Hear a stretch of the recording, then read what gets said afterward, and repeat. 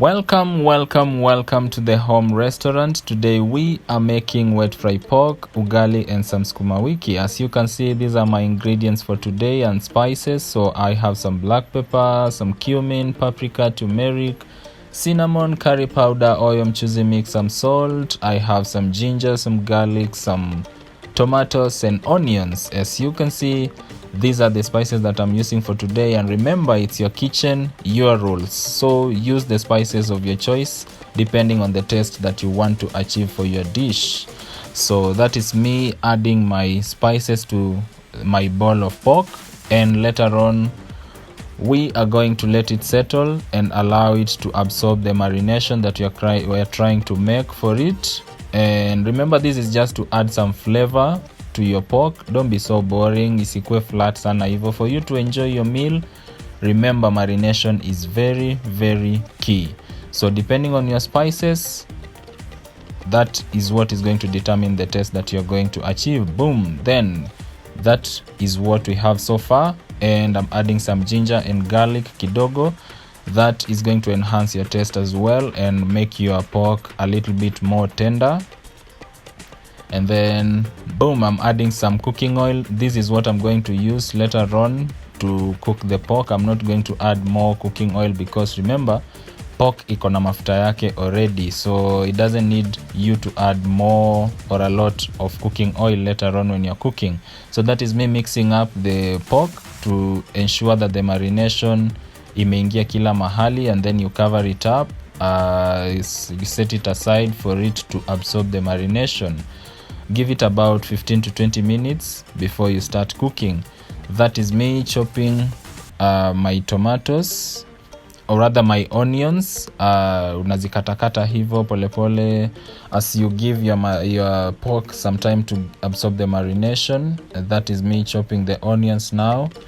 Why am I confusing these things? Onions and tomatoes, hizo vitu huwa zinanichanganya sana, but anyway, you get the drift. So that is me chopping the onions and tomatoes. Ensure you use enough for you to get the flavor that you want to achieve. That is what I'm going to be using for today. Then boom, I'm trying to make the sukuma wiki first. So hiyo nimeongeza onions into cooking oil, nikaongeza some paprika, then boom, there it is. We have our sukuma wiki ready to be served. Now let's prepare our pork before we go to ugali. Then there you go, marination imesha malizika, so we are trying to fry it. I've not boiled them. Adding some tomatoes and onions, then you stir, make sure zimemix vizuri. Then later on unazikava and give it time for them to cook properly. Remember, you are not adding any water, so give it enough time for it to cook. There you go, yangu ina cook at a very low heat so that inaweza jipika vizuri sana. Then that is probably after 15-20 minutes, still not cooked. Stir kidogo, cover again, boom, iko ready sasa. Now we cook our ugali. There you go, tunapika ugali ya mluya hapo. So remember, you give it time for it to cook vizuri. Stir. Ugali ni ishikane vizuri, so you stir to make sure hakuna unga imebaki ndani ya maji or rather kwa ugali yako. Then boom, there you go, my ugali is ready to be served and eaten. Hapo unatengeneza ka shape kidogo, and also you portion so that you make sure hakuna kitu inaenda waste, and just to make your plate more presentable. Then there you are, nimeongeza some pork. That is me adding some sukuma wiki, and then 1 2 boom, that is your plate.